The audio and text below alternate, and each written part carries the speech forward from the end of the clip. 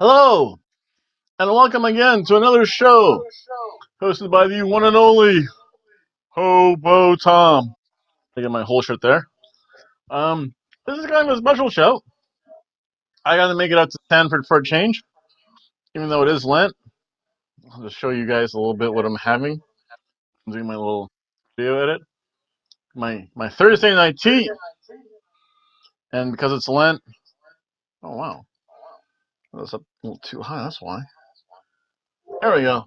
Technical difficulties, which I'll get to soon. I have kind of my crusty bread and cheese. Because for Lent, I give up a lot of yummy stuff. My cat's here sniffing it. You better not eat that cheese, you fat fuzz muffin.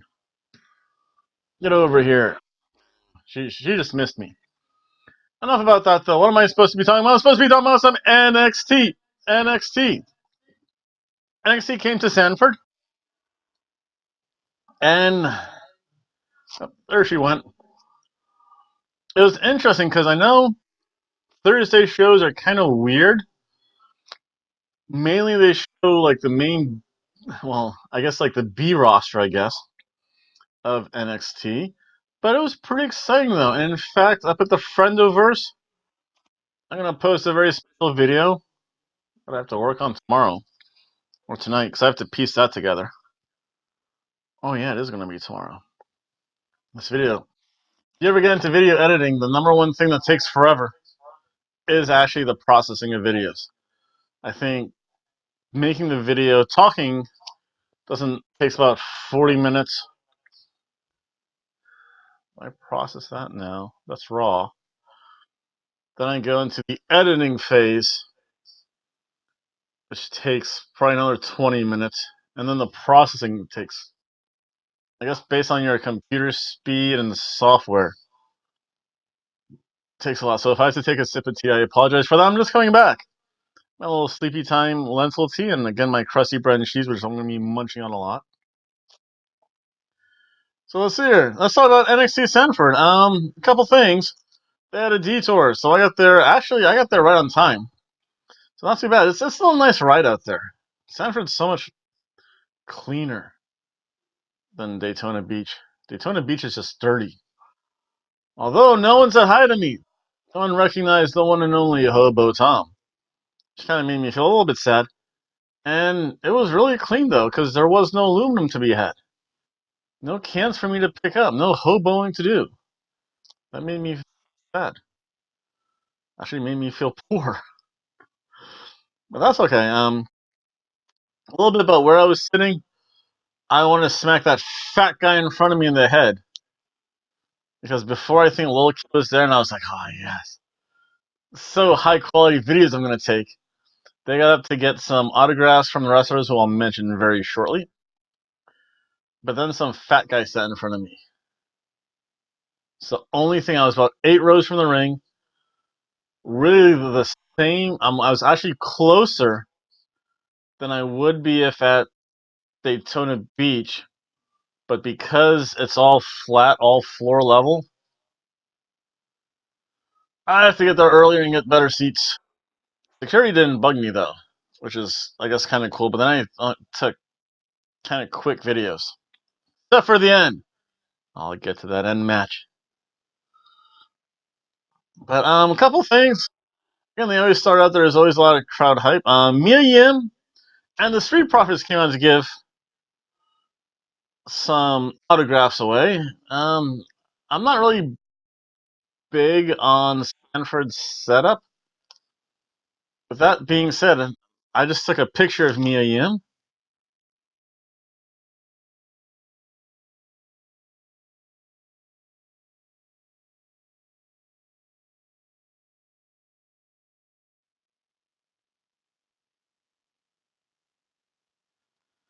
But in viewing her interacting with people, she seems very personable. A very good trade. She's going to be on main roster probably sooner rather than later. Again, just the fact that she can interact with people. The Street Profits are there. Street Profits have charisma coming out the wazoo. And it's also going to be good because then next week, or yeah, a week from today, I'll be going to the Daytona Beach one. because they're coming to Daytona Beach next week. So it'll be good to see what happens, what changes from week to week. A little bit of the inside of the thing. It was a nice ride. Me and very personal. She's also cute looking too. She's very. She's girl next door. I know that sounds so overused, but it is. So again, it was into the introduction, a little bit hype for the crowd.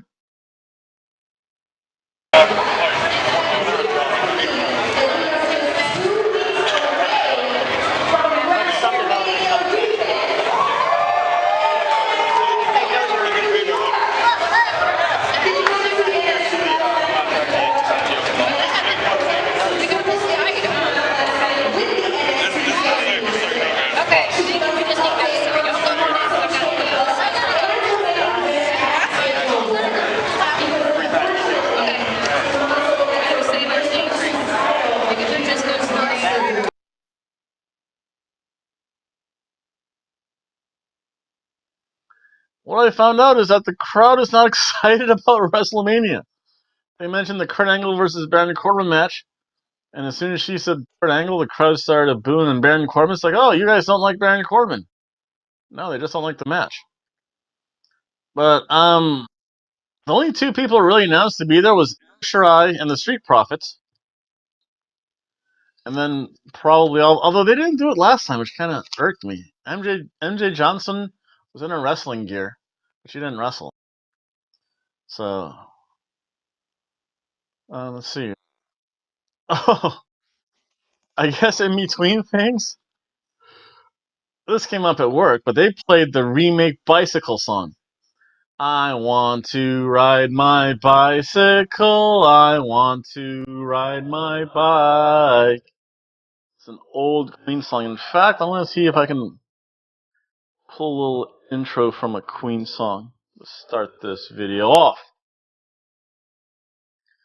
They talk. Let's see here.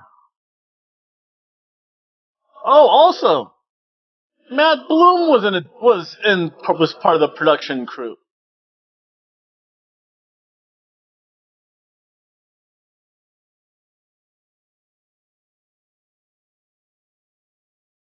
That was pretty cool. And then, of course, everyone stands up. Oh, say, can you see for the pledge for the not Pledge of Allegiance for the national anthem? Confused. It's getting late at night, and I just realized I have a bunch of stuff to do tomorrow. So let's start off about some NXT wrestling. NXT, NXT.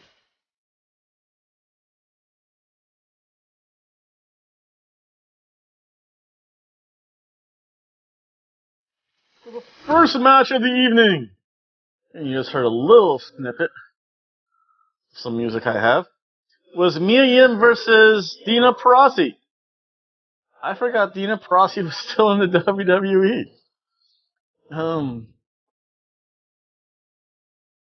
Yeah, Mia Yim versus Dina Taurasi.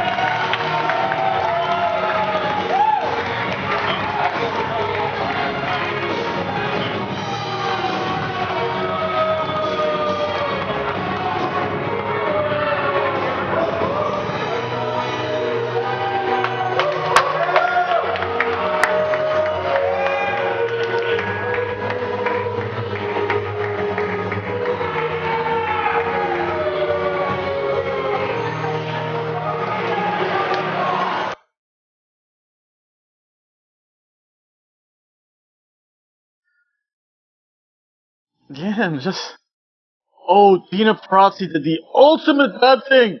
That's always gonna get her booed by Hobo Tom. That is, she did the Princess Kimberly bow to people. Boo! Boo! Shame on you. Shame, shame, shame. Only one person is allowed to do that bow. And that is Princess, she's my princess, Kimberly.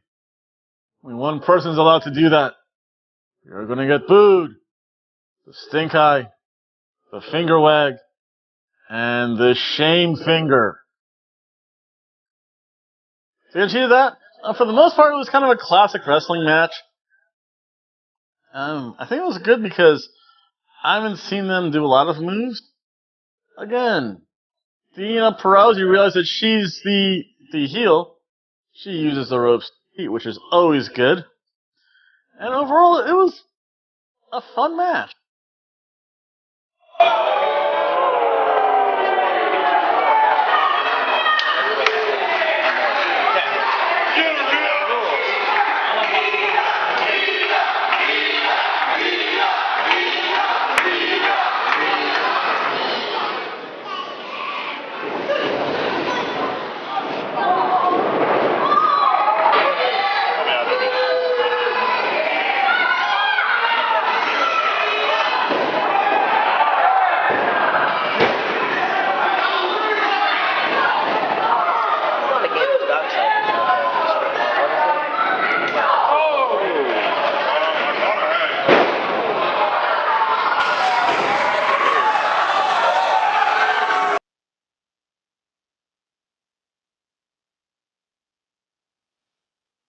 I mean, again, the only bad thing I think was my seat. Again, you get floor seating a couple rows back. I mean, they did have, I don't know, rest holds, but rest holds with purpose. I know when she was working over the arm, had her in an arm bar. Then Lisa was only there for a couple seconds, and then she went over the ropes, started to do that stuff. So, honestly, it wasn't that bad of a match. Hard to complain. It was actually fairly action-packed. This is a very good cheeseburger match.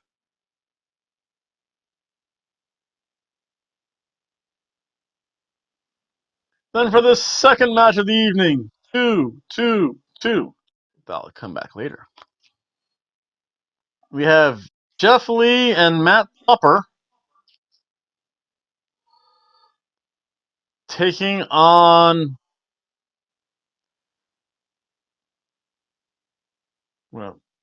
Adrian Dow and Cesar Bononi. Or Bononi. I think they call him Bononi now. Cesar Bononi.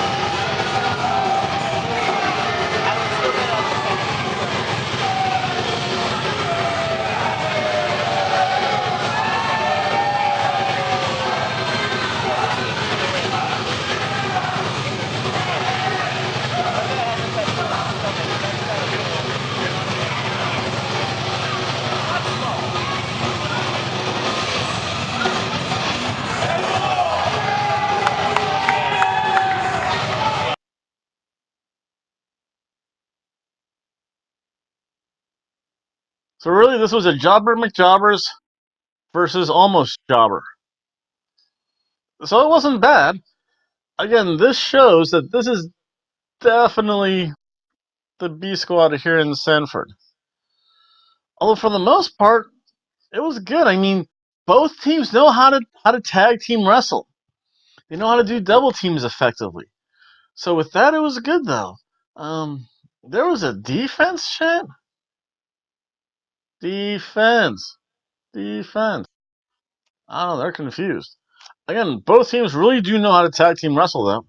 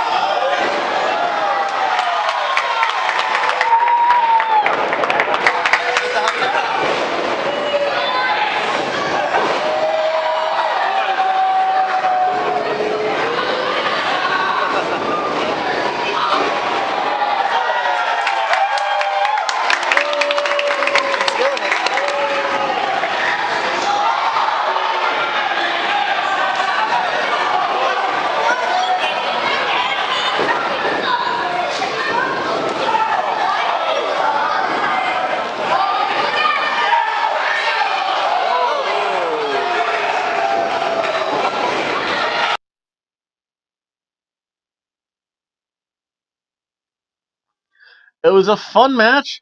A lot of action. Again, they were having issues though. And I don't know if it was a hasty setup, but every so often, like the audio would kind of crackle in and out. So they had some random audio issues. And we'll get to some more issues later in the night. But for the most part, it was a classic. Again, the classic heel versus a classic face. Adrian Dow and Cesar Bononi have a great looking combo finisher where it's almost like a slingshot into like a spinning kick. That looks good. And again, it's a good fun match. Very hard to complain about it. A good cheeseburger match.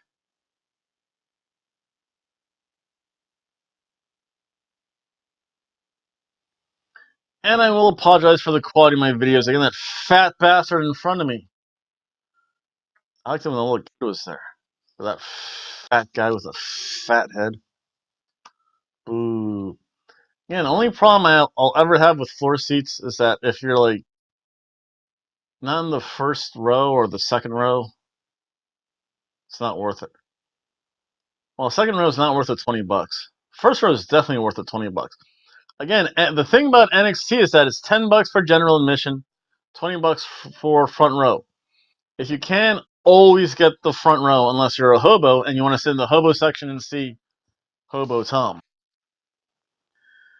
Then in the third match, you had Luke Menzanine, I think I'm pronouncing that name right, versus Punishment Martinez.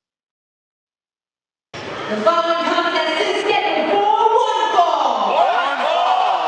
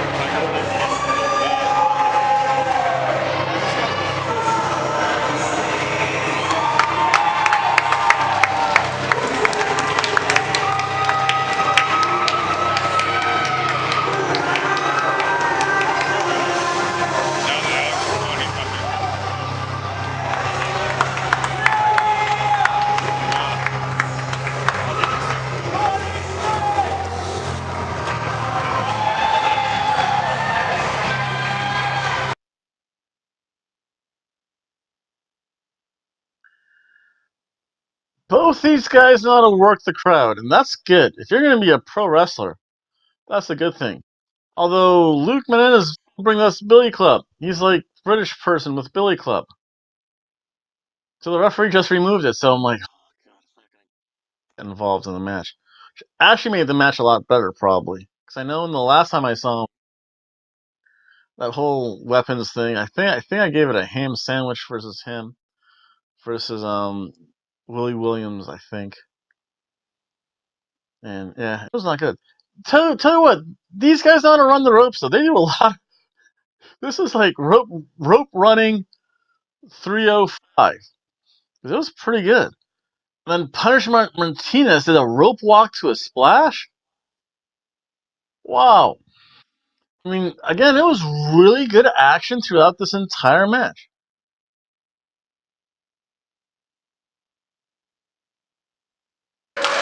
Like the one on his arm looks a lot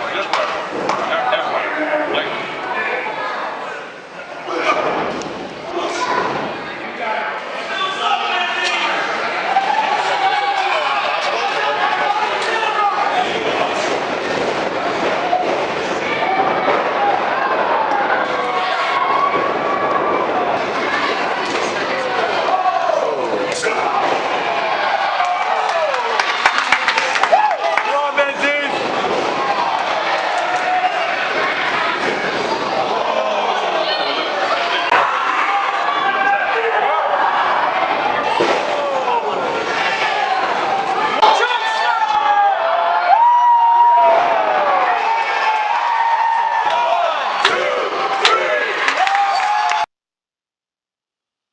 I mean, there was good energy in the match. Both wrestlers kind of hit their spots.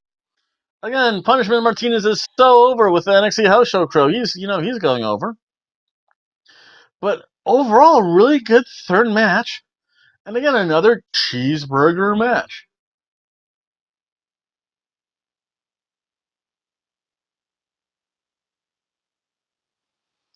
And I'll tell you what, it wasn't a bad opening. It wasn't a bad opening to a show. I mean, the matches weren't. I mean, Roderick Strong versus Raul Mendoza was amazing to see as an opening match. But it was fun though. I mean, nothing spectacular or mind blowing, but good, solid stuff. So again, that's the first three matches. Again, it was really good but fun. And then we get I guess kind of like the weird point of the match. Well, no, probably the low point. It was the fourth match. It was Pujar versus Jermaine Free. And we have the introduction of the other Singh brother and Mike Starr? Yeah. It started off with a. Well, the whole thing started off with a introductory promo.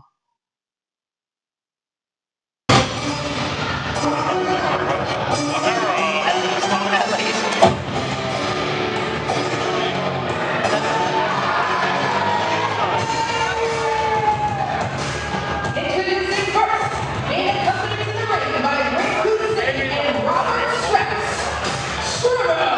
Pujar!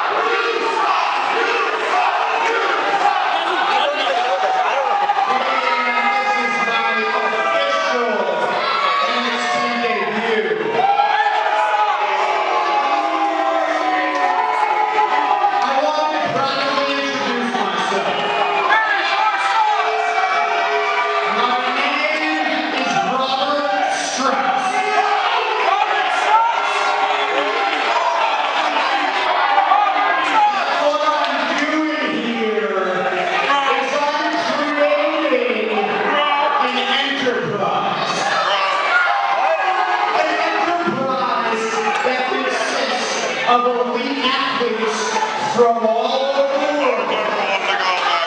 Elite athletes with an it factor. With Guzman, he's got an it factor.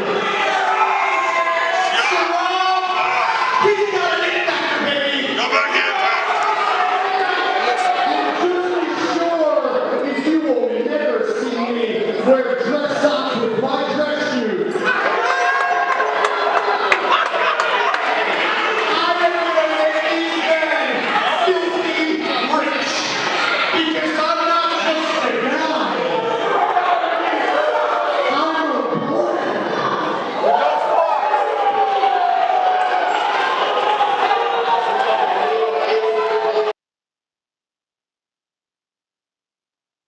And I thought they were just going to do like a whole promo. Obviously not, though. Then Jermaine Free got introduced.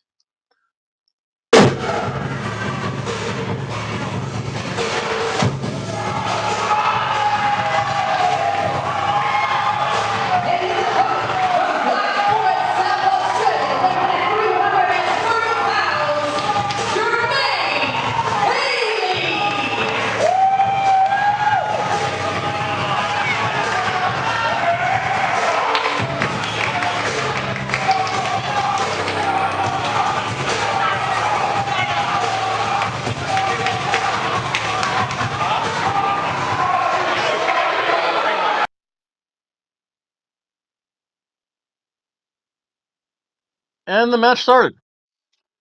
And it was really choppy. This is where they had a whole bunch of technical issues, though. So at one point, so they have two sets of light. They have the colored lights, and then you have like the regular lights beneath it on this big pole. So at one point, the regular lights went off, which I kind of captured a little bit, but it made for terrible looking videos.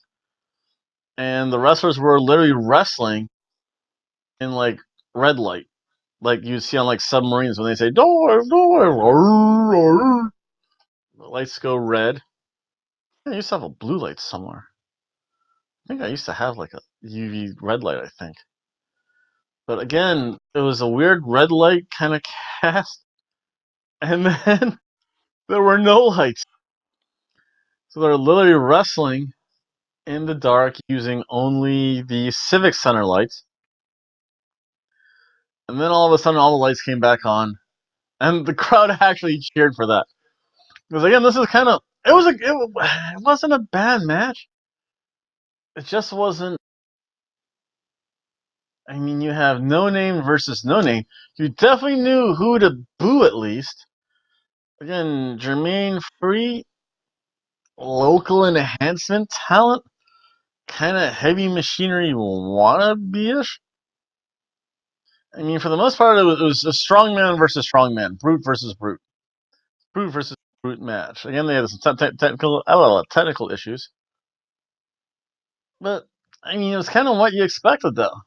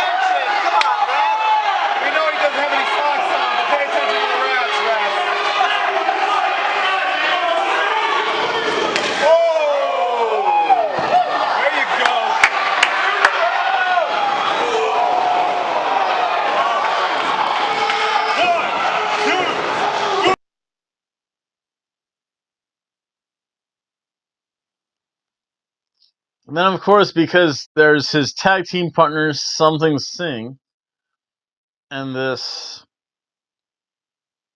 Mike's Star guy as the manager outside the ring. Of course, there's always going to be shenanigans involved. If you come with people, there will be shenanigans, especially if you're a heel. So it was okay. I mean, it wasn't terrible. It was good. It was serviceable. This is where I gave it a ham sandwich.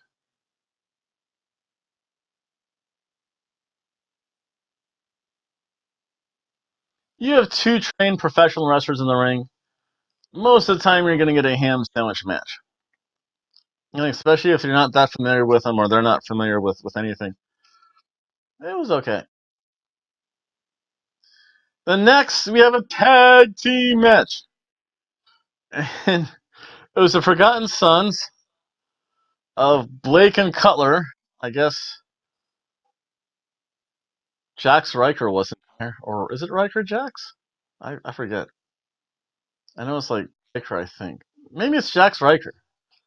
This is the third person of Forgotten Sons. Versus the Street Profits. Definitely, you know who the face and the heel is. Although the Forgotten Sons were kind of lost. I mean, they didn't do that much crowd interaction. But again, they're good enough. So everyone gets in the ring.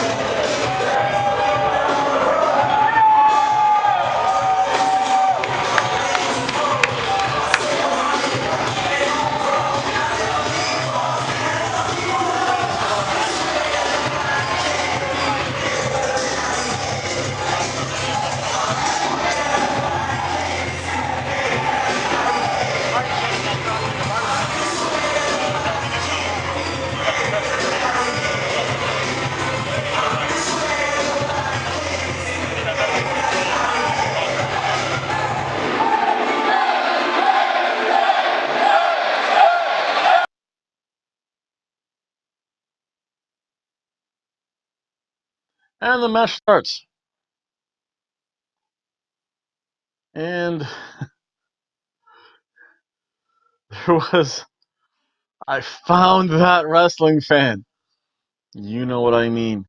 If you do not find that wrestling fan, you are that wrestling fan. The one annoying wrestling fan. There's always one of them at least. Just don't be that wrestling. For the most part, this was a real classic tag team match. Um, there were some iffy spots. What's his face?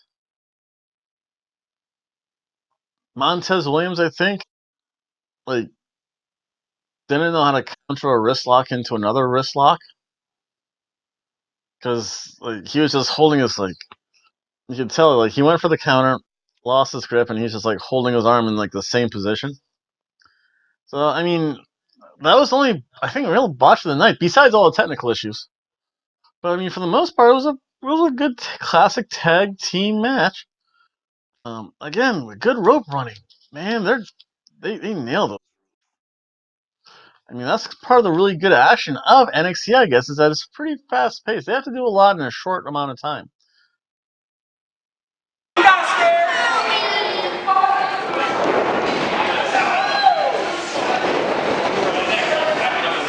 better than Blake.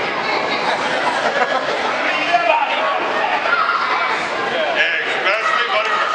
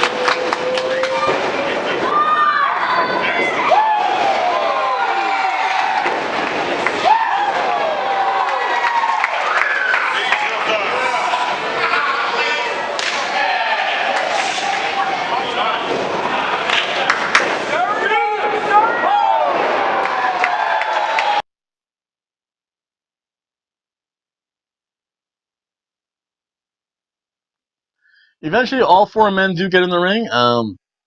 They really went after Montez's forward knee. Again, what you expect from the heels. I mean, there were some chops along the rail right in front of the crowd that were amazing sounding. Again, that's the joy of sitting in the first row. But the crowd kind of died down because I think after the first two count, they were going too sweet. And the following match is scheduled for one fall. One fall! Kind of died down after that.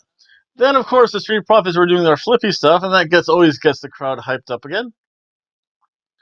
But again, they have the Forgotten Sons. They're getting a hard push because they actually went over the Street Profits. And Montez, he has amazing body control. I mean, what he was doing and trying to show and explain what stresses he was having, that was some A+ stuff. Like back in the '80s, the rock and wrestling stuff when it was over overdo everything. It was great. Again, the Forgotten Son.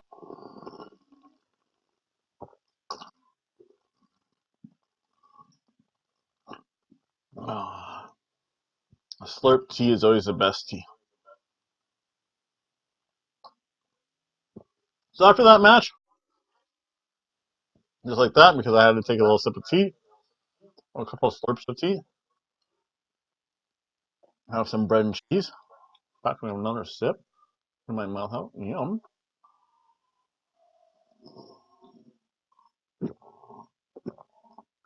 Mm. It must be weird. My lapel mic's right by my throat. They go gloop, gloop, gloop.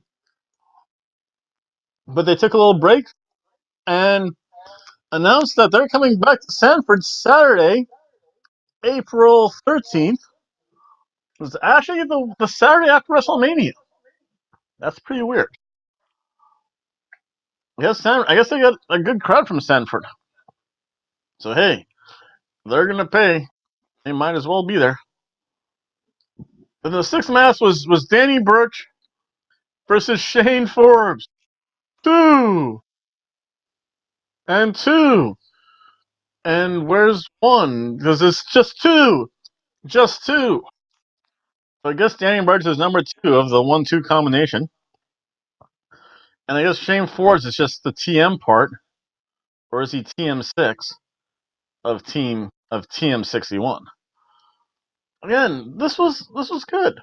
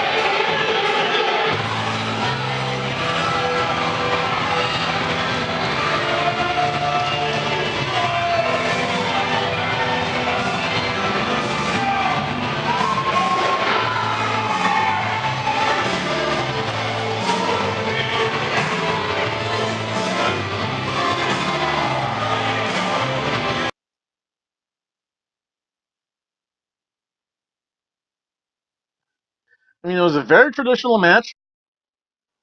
Just kind of Shane's. I mean, he struck that Aussie Tranquilo pose. That was pretty cool. Again, there's no more Team 61, so he can just do it himself. However, not to be outdone, Danny Burch did the very British Tranquilo pose on the top rope. Danny Burch has a very strong, heavy British strong style. Yeah, that's really good though. And those finger stomps when you're just trying to press yourself up, he just stomps on your fingers. Whoo! That was good. And Shane Forbes is the heel because he does that ear pull thing. Shame on you. Yeah, for the most part, it was a good, fun match.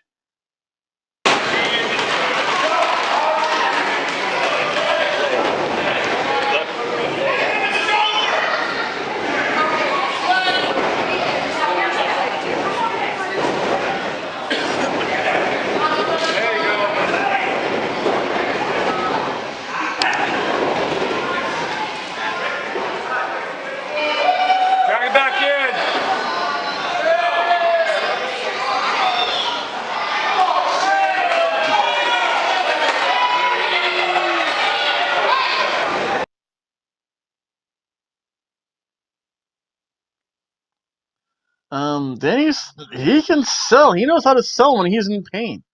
Whatever lock he was in, he made it look painful. Made it sound painful. That's pretty good. However, there were shenanigans in this match. What? We had a Bugenhofen.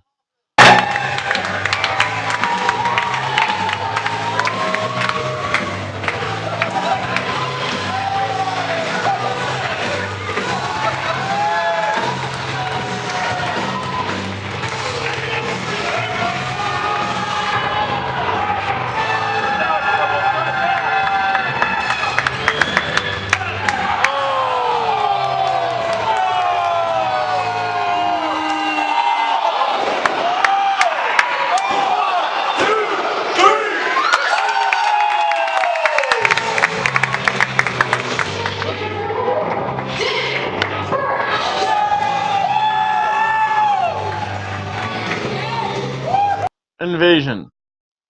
And I think that led to a quick roll-up of Shane Forbes. Because Shane Forbes took his drumsticks and did the heel thing. He broke the drumsticks over his knee and said, And that allowed Danny Burch to get the roll-up victory. And Shane Forbes, you have to learn a lesson from Seth Rollins. Do not get distracted. And then for the most part, Danny Burch and Eric Bugenhofen, I know I'm saying that wrong, had an air drum match. And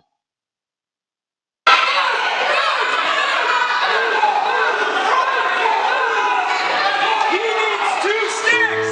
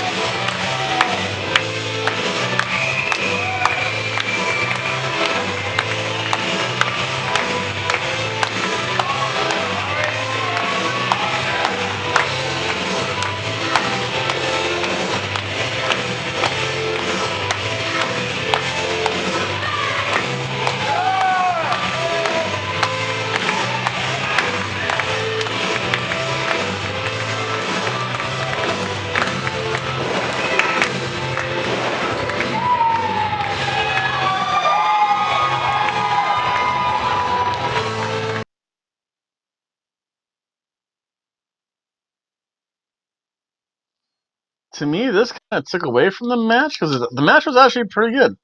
It had a better finish, a non-screwy finish. Like, I would have given it a higher rating. Bugenhofen comes in. He takes over the whole thing. Takes away a little bit from Danny Burch and Shane Forbes. I was entertained. Not exactly what I was looking for. It's a ham sandwich match, though.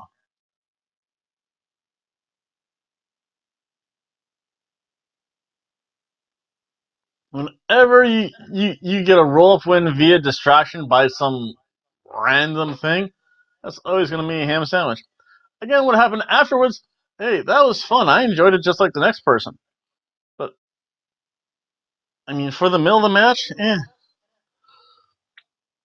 In the next match, we had Aaliyah and Vanessa Bourne versus the Sky Pirates, the second coming of the Jumping Bomb Angels, Io Shirai and Kairi Sane.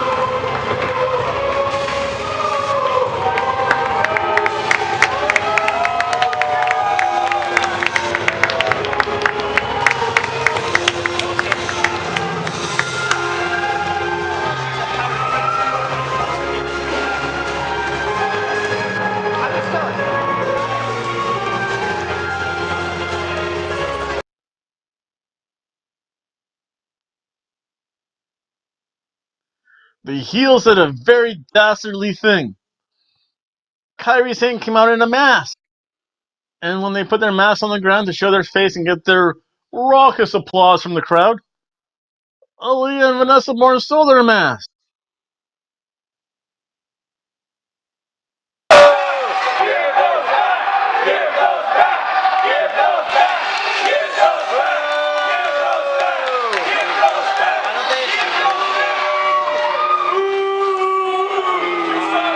That's impolite.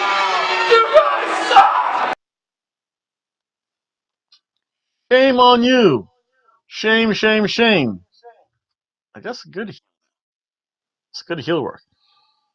Again, they got booed mainly because they took the masks. Again, it was a very that energy. That I think the Bugenhafen match really re-energized the crowd. And when they took those masks, ooh, that was some good heel heat. And listen, Vanessa Bourne is a booty. And she's lost a little weight too. She has a little smaller booty. But she has booty nonetheless. So again, because these are 4 women in the match, you'll probably see a lot of booty. Or maybe. To see how many pictures and souls came out. And eventually, I have to get that one picture up because that has to be a thumbnail. So that will get me reviews. But I mean, you definitely knew who the heel and the face were. And for the most part, it was really fun.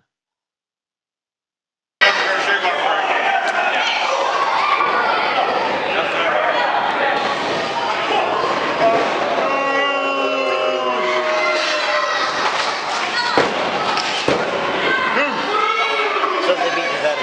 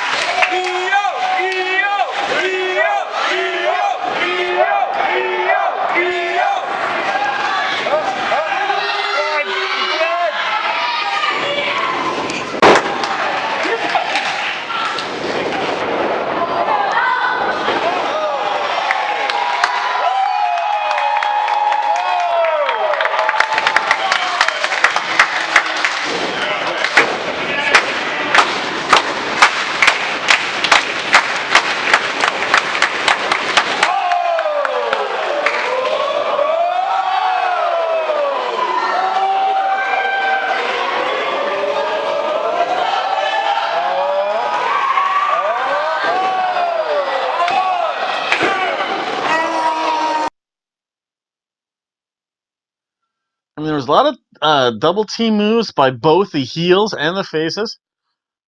And the you sure hit a fun splash. If you watch Steve here and Larson, definitely know what the fun splash is. That was pretty cool. And the match ended with dual submissions from both Io Shirai and Kairi Sane onto Aaliyah and Vanessa Bourne. Kairi Sane is like a modified Muda lock, which looks great though. And I think Io Shirai just uses a kind of stacked Texas Cloverleaf. Again, this was a fun match. People were energized for it. I was energized for it. The action was good. It was really fast paced. The heels did what they were supposed to do. Even though I have a funny feeling Aaliyah and Vanessa Bourne are going to be lifetime NXTers, though. I don't see what they do in NXT translating well to the main roster. They might be in NXT for a long, long time. So, but overall, it was a fun match. This, folks, was a surf and turf match.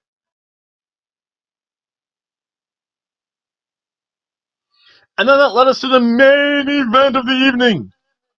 And I have to make an entirely separate video of this and put it up on Facebook, mainly because, well, I need more views. That's a whole other thing. But it featured the Velveteen Dream versus Bro bro, Matt Riddle, and I think I finally pronounced his name right, for the U.S. Championship. And I think they're trying to get all the spots down for their, because this, to me, it felt like a warm-up match for NXT Takeover. So again, one of the matches for NXT Takeover in New York's going to be the Velveteen Dream versus Matt Riddle for the U.S. Championship. Crowd got loud.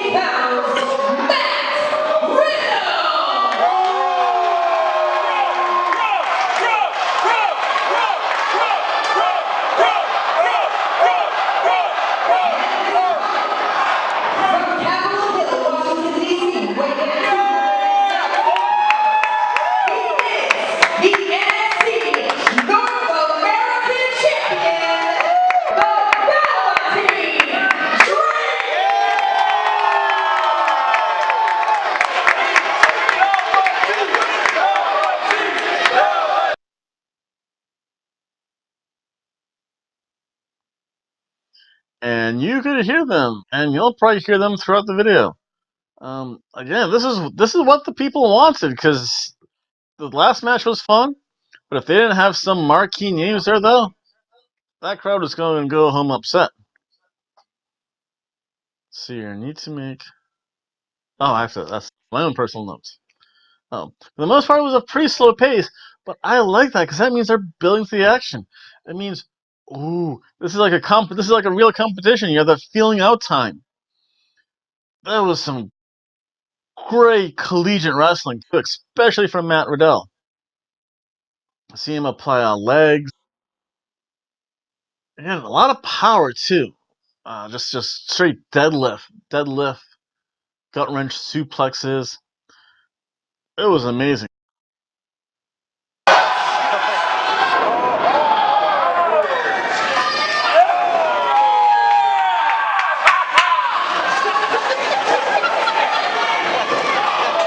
They're both indecent.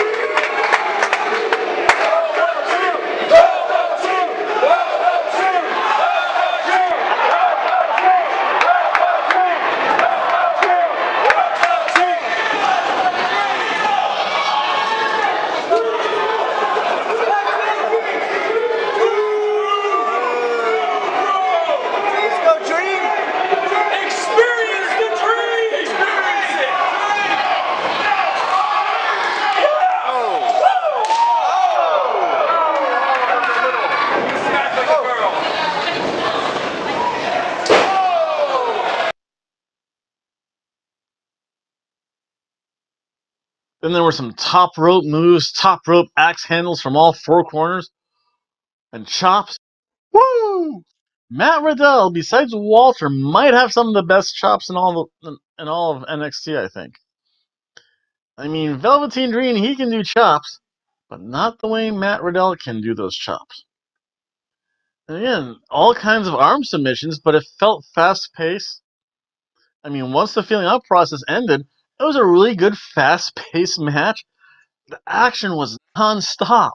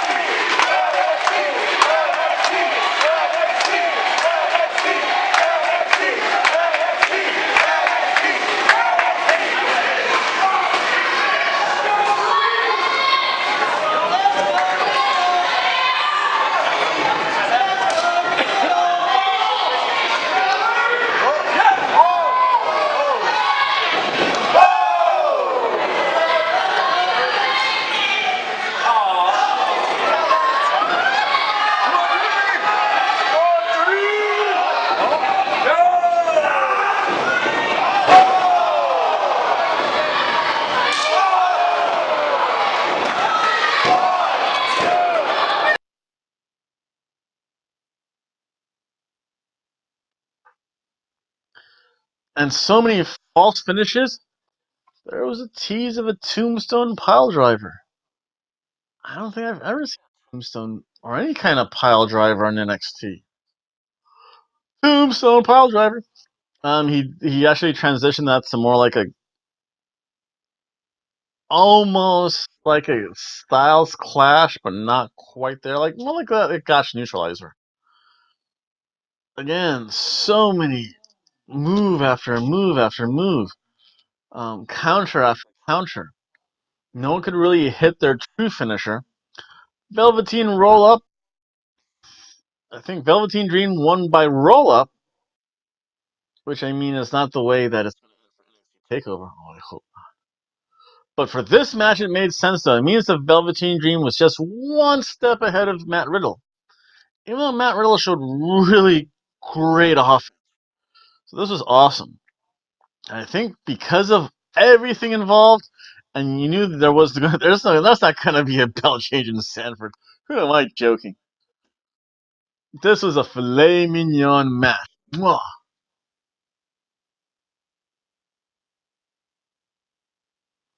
And that was NXT and Sanford. Again, really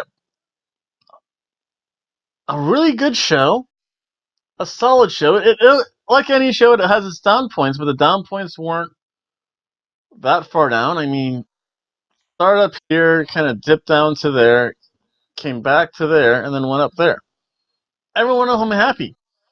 And it was really good, really fun, really exciting. Again, if you pay the $10 for the Hobo seats, you got your money's worth. And I think it's only like, for me like a 45-minute drive. I think it was 15 minutes because I had to take the detours, but still it wasn't too bad. Now I know how to get in and out of Sanford pretty quickly though. Again, that was NXT in Sanford. And I'd like to thank everyone for watching. And stay tuned for next week. Going to have again my Monday Night Raw, my Tuesday Night SmackDown. Eventually I have to figure out, I think sometime soon. I forget if it's this weekend or next weekend. I don't know. There's going to be an Impact Wrestling pay-per-view coming on. So we'll get that. It's in Las Vegas, I think. I don't think I missed it. And then next Thursday is going to be more professional wrestling because NXT comes back to the Hobo's town of Bumtona Beach. Oops.